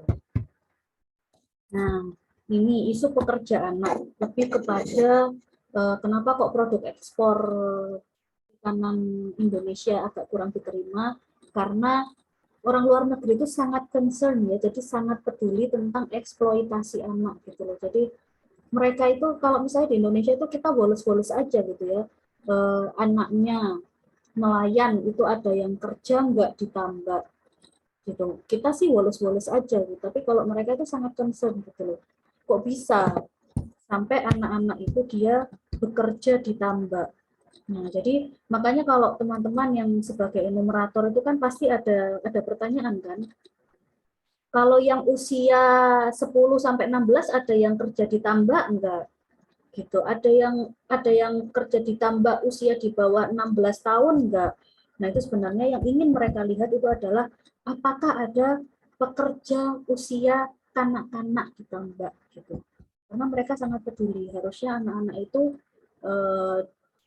harusnya itu sekolah gitu ya, harusnya fokus sekolah. Tapi apakah ada anak-anak ini yang dieksploitasi? Bahasa mereka adalah dieksploitasi. Jadi diminta menjadi pekerja, padahal sebenarnya kalau di Indonesia sendiri ya mereka hanya membantu. Nah, istilah membantu pekerjaan petambak ini berapa jam? Makanya kan teman-teman sebagai enumerator ditanya, kalau memang ada yang membantu ditambak, kira-kira seminggu dia bekerja berapa jam ya orang usia tersebut? Ya, betul ya teman-teman ya. Ya, Kak Ros, Rudi, Teguh, Revo. Iya, Bu. Ya, jadi begitu. Ini ternyata juga menjadi masalah ketika misalnya perusahaan luar lagi mau nyuntikan modal nih. Mereka lagi mau nyuntikan modal, tapi ternyata ada pekerjaan anak. Terus juga nggak punya sertifikasi CBIB atau sertifikasi MSC, maka mungkin modalnya tidak jadi disuntikan. Nah, jadi ini, ketika kalian mau membuat suatu industri perikanan, maka harus benar-benar difikirkan dari hulu ke hilir. Semua sistem rantai pasok itu harus dipikirkan. Apakah ada isu pekerjaan? Nah, apakah dia sudah siap sertifikasi? Lokasinya seperti apa? Sarana prasaranya apakah sudah mendukung? Permintaannya tinggi, penawaran berkualitas rendah. Nah, ini juga menjadi masalah ya, teman-teman. Permintaannya tinggi, udang permintaannya tinggi benar. Tapi kenapa rakyat Indonesia yang mayoritas masih masih menjadi petani, masih menjadi pencari nafkahnya itu ada yang menjadi nelayan, petambak gitu ya.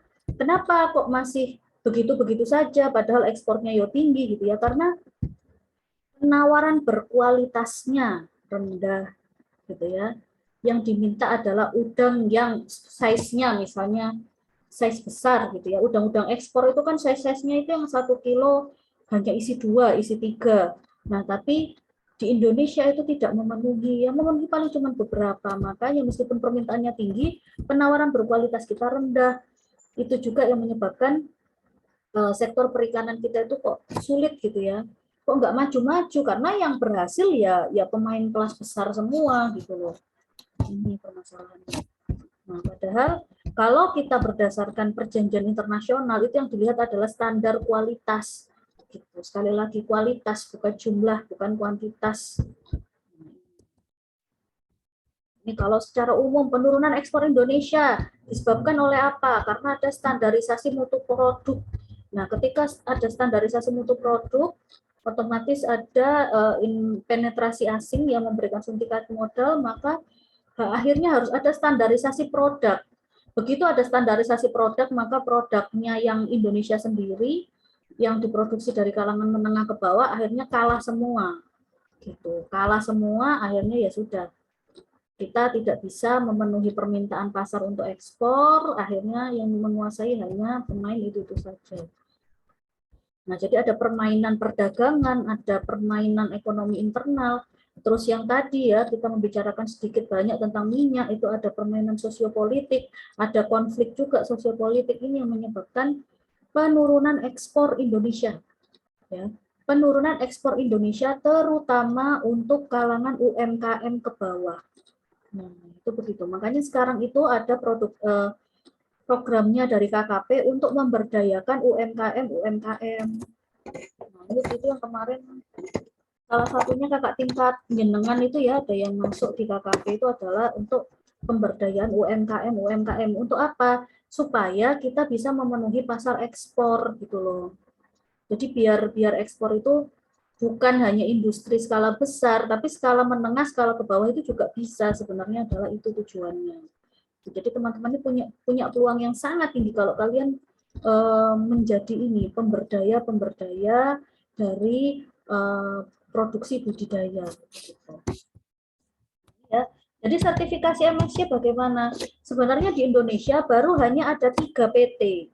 Pada akhirnya di tahun 2019 baru hanya ada 3 PT MSC yang sudah meraih sertifikat MSC. PT Cita Raja Ampat, PT Harta Samudra, dan Asosiasi Perikanan Paul and Line. Nah, jadi mereka-mereka yang sudah tersertifikasi MSC ini adalah mereka-mereka yang sudah terbukti, ya. Jadi yang sudah terbukti mendapatkan atau menangkap, ya. Jadi melakukan penangkapan yang ramah lingkungan sehingga dia bisa tetap menjaga ekosistem lingkungannya. Jadi masih bisa menjaga keberlanjutan perikanan yang ada di lokasi tersebut. Nah, jadi ini memang sangat berat untuk memiliki sertifikasi MSC ini. Tapi ketika Anda sudah bisa menjual ikannya, itu harganya akan berkali-kali lipat lebih mahal dibandingkan Anda menjual ke negara kita sendiri. Jadi 3 PT yang sudah mendapatkan sertifikasi MSC ini yang di bidang penangkapan itu sudah ada 9 spesies yang diupayakan keberlanjutannya yang sudah diekspor. Itu rajungan, cumi-cumi, udang putih, udang bentek, kepiting bakau. Nah, kepiting bakau untungnya yang di Pangkah itu juga ada yang sudah diekspor, ya. Artinya berarti kepiting bakau yang di Pangkah itu dia punya potensi yang bagus untuk dimaksimalkan, ya. Berarti negara luar itu masih menerima kepiting bakau di mana di Gresik, berarti kualitas airnya masih bagus. Ini kepiting bakau, kakap, kerapu, teri, tongkol, dan kembung. Ini. Jadi kalau sudah tersertifikasi, ya sudah, kalian mau bebas ekspor. Dan harganya pasti lebih mahal. Sekali lagi, namanya kualitas ekspor, harganya pasti lebih mahal. Gitu. Karena apa? Dia telah berhasil mempertahankan lingkungan dan tetap bisa mengekspor. Gitu. Itu makanya bisa mendapatkan sertifikat MSC. Jadi manfaat sertifikasinya apa? Memastikan produk yang didapatkan berasal dari cara yang benar. Nah, inilah permasalahan kenapa kok penangkapan ini kok memang cenderung tinggi, ya kalau produksi dalam negeri. Tapi kenapa kok ekspor itu budidaya yang banyak? Karena ya ini. Karena ada kebijakan WTO ini tadi, ya, dari World Trade Organization yang mengharuskan punya sertifikasi MSC. Di Indonesia sekian banyak penangkap ikan, tapi yang tersertifikasi cuma 3, jadi Anda bayangkan. Gitu. Kenapa kok penangkapannya tidak banyak yang diekspor, kenapa kok perikanan Indonesia gitu ya, penangkapannya cenderung begitu-begitu saja, karena ya ini teman-teman. Gitu. Kita nggak banyak yang punya sertifikat MSC. Meskipun kita punya tuna, kita punya tongkol, kita punya pasar ekspor yang besar, ya, untuk ikan tuna itu kita punya pasar yang besar. Tapi karena nggak punya sertifikat MSC, maka tuna itu ya diproduksinya dalam negeri. Akhirnya dijadikan produk-produk olahan. Nah, jadi ini. Kemudian fungsinya apa sertifikasi ini? Selain dia memastikan produk yang didapatkan berasal dari cara yang benar, adalah membuka pasar ekspor lebih luas dengan harga jauh lebih tinggi. Nah, sekali lagi, ketika kita jual keluar berarti harganya jauh lebih tinggi. Serta yang paling terakhir, konsumen di luar negeri tidak ragu mengkonsumsi produk Indonesia. Manfaatnya. Jadi kerang di Indonesia itu kan banyak, melimpah luas. Kenapa kerang di Indonesia tidak bisa diekspor? Karena isu logam berat. Rumput laut itu juga terhalang isu logam berat kalau yang di Jawa. Makanya kebutuhan rumput laut kalau di Indonesia itu di Jawa itu ya untuk memenuhi Indonesia sendiri.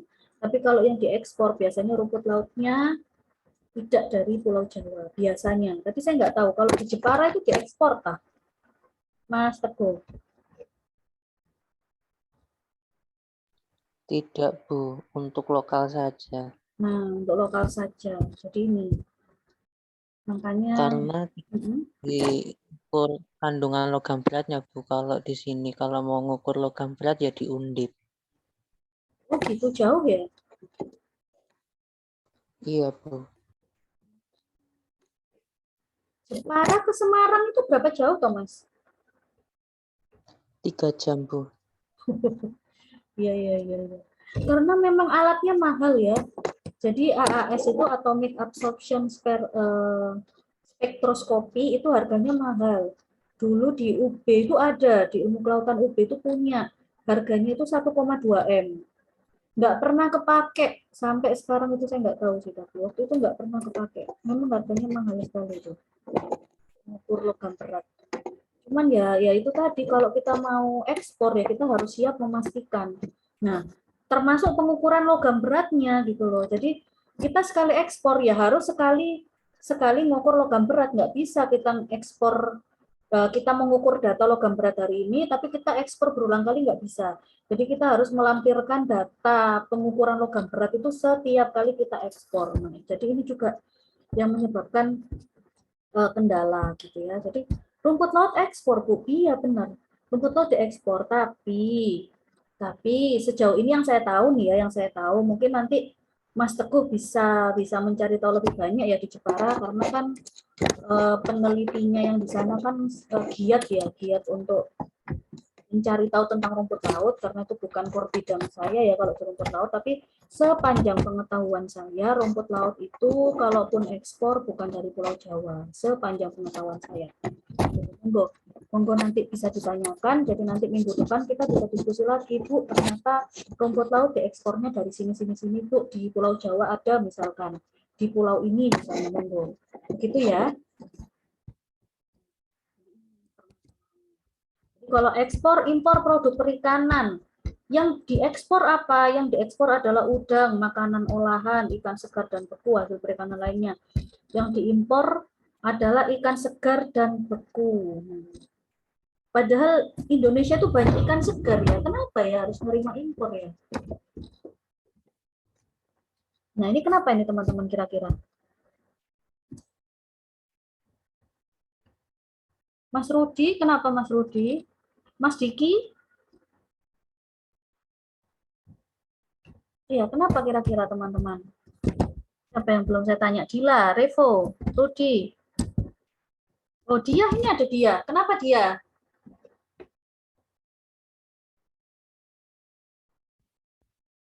Kenapa ya? Indonesia tuh loh kok mengimpor gitu loh. Nah, jadi impornya ini sampai 26,4%. Kita mendapatkan impor dari Cina. Gitu. Kita mengekspor udang 42,4%, tapi kita mengimpor ikan segar dan beku. Nah, kenapa teman-teman? Ros, Teguh? Karena kebutuhan di negara kita tidak tersedia, Bu.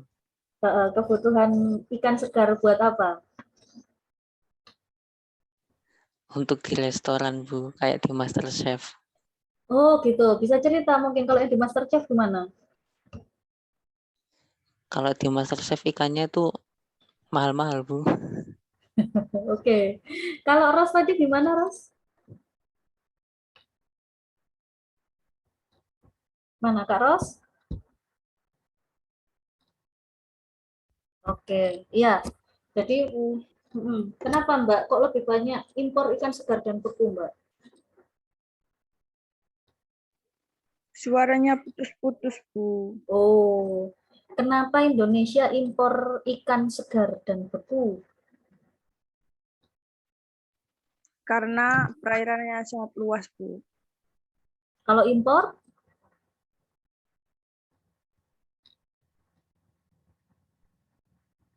Kenapa kok impor?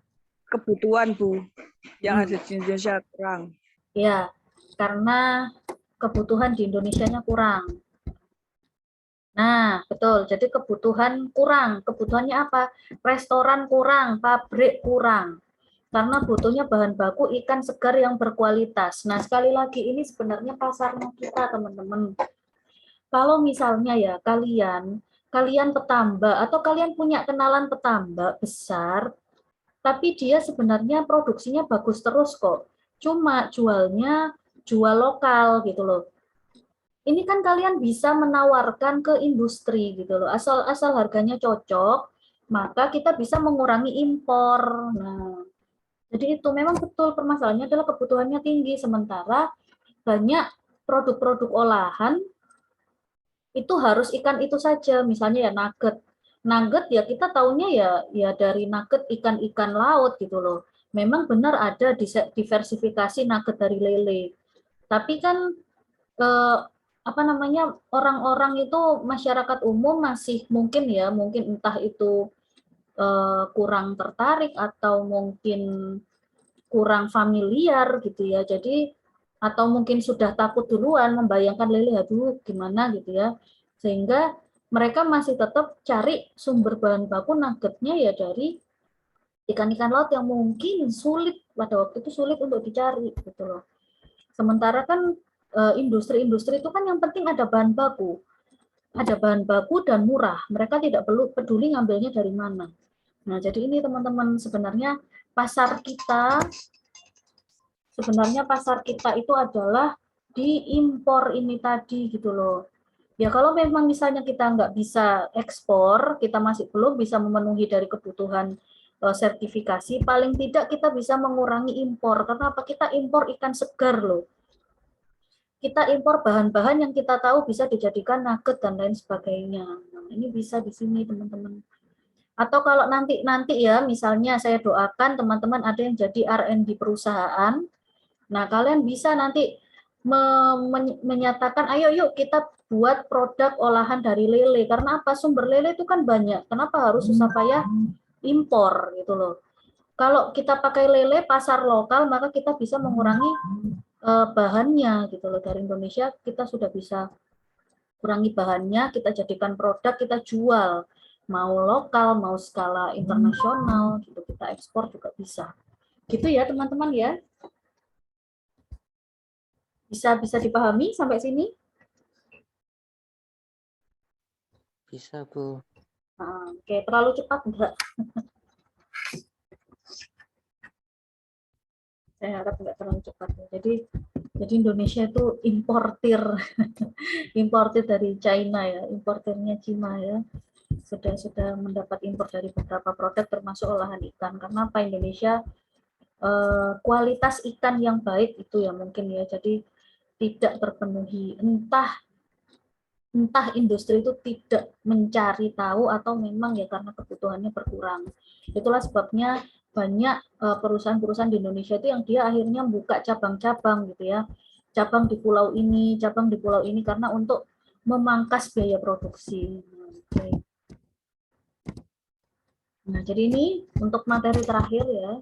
Kenapa kok terjadi impor? Yang pertama karena ketidakmampuan memenuhi permintaan dalam negeri. Ini ya, jadi kalau iklim usaha, impor itu nggak ada daya saing sudah. Karena dia jelas kurang, tapi kalau kita mau ekspor, pasti ada persaingan yang sangat tinggi. Karena kita kuat-kuatan di kualitas. Indonesia sama negara lain, kita kuat-kuatan kualitas, kita kuat-kuatan jumlah produksi, dan kita kuat-kuatan di pemenuhan konsumen. Ketika pemenuhan konsumennya sudah bagus, produksinya sudah surplus, daya saingnya juga bagus, maka ekspor bisa dilakukan. Nah, maka dia meningkatkan peluang dan kesempatan. Sehingga kenapa kok impor ini terjadi? Karena dia nggak mampu, produksinya dia nggak mampu. Dia memenuhi konsumsi saja sudah kurang, sehingga harus ada tambahan. Ini ya, jadi karena konsumsinya kurang, maka impor ini harus dilakukan. Terus kenapa lagi terjadi impor? Karena pemenuhan standar kualitas. Jadi fungsinya teman-teman sebagai nantinya seorang sarjana perikanan itu adalah kita berusaha untuk memenuhi standar kualitas. Kita berusaha untuk meningkatkan standar kualitas. Teman-teman yang dekat dengan usaha penangkapan, maka silahkan ditingkatkan standar kualitas penangkapan. Kalau bisa ya punya sertifikasi MSC, kalau bisa. Atau apa standar kualitas yang bisa ditingkatkan, atau mungkin coba usaha budidaya keramba apung. Nah, keramba apung di area sekitar rumahnya misalnya itu bisa. Jadi mungkin agak rendah di penangkapan, tapi bisa meninggikan di yang lain. Misalnya kita mau ekspor di komoditas yang lain, itu bisa untuk meningkatkan standar kualitas. Kemudian ada juga permasalahan impor itu adalah karena ada jenis produk yang tidak diminati pasar tapi melimpah. Nah, ini ya. Jadi ini saya tidak sebutkan nama ikannya lah ya, teman-teman bisa tahu lah. Jadi kan banyak jenis ikan itu yang di Indonesia itu banyak gitu. Indonesia itu melimpah, tapi di luar negeri nggak butuh. Di luar negeri nggak mau ikan itu gitu loh.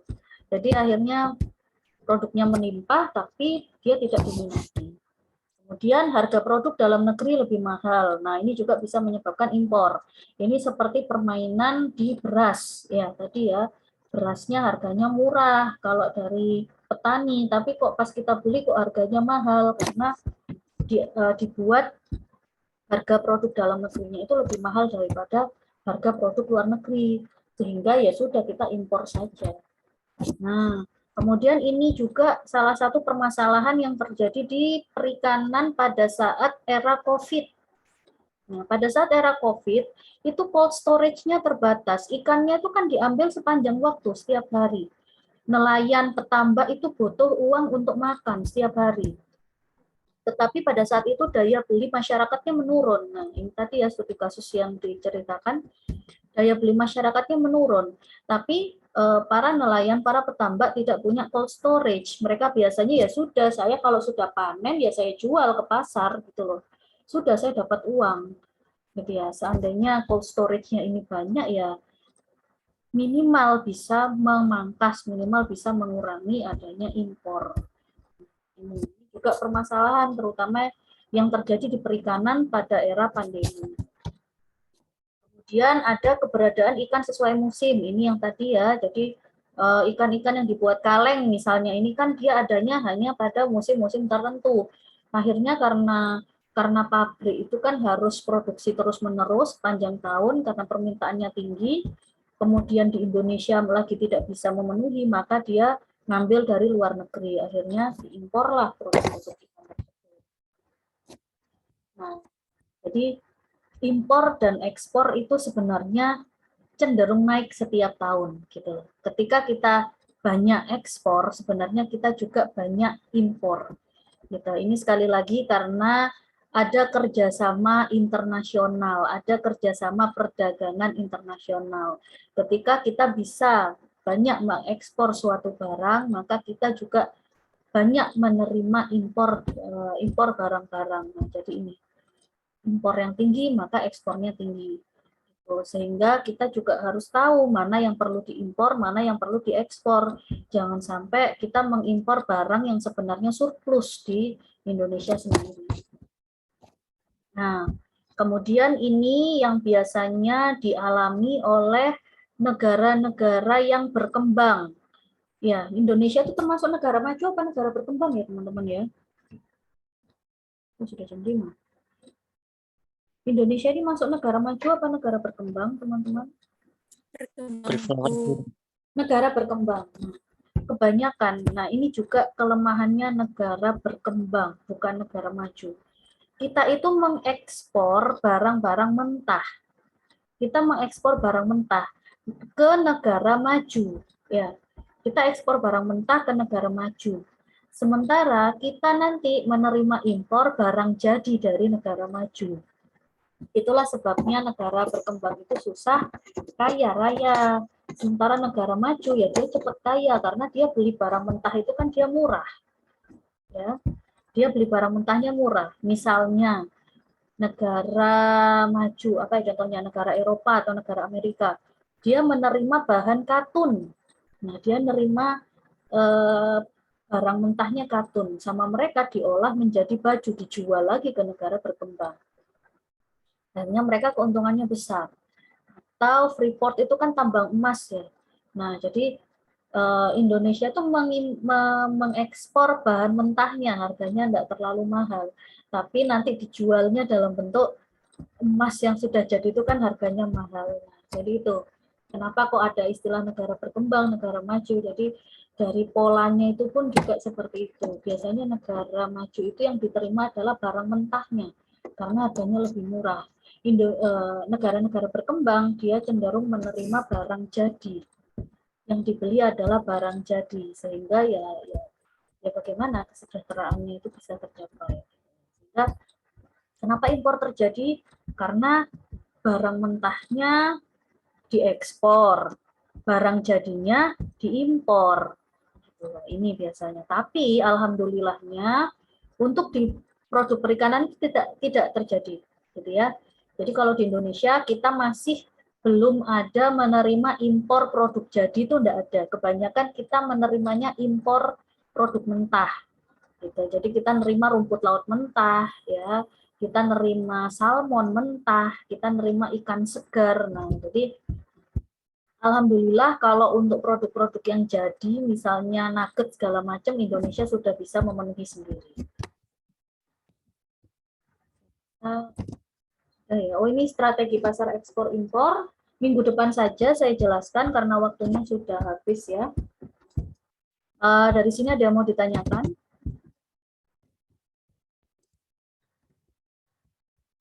Ada yang mau ditanyakan, teman-teman?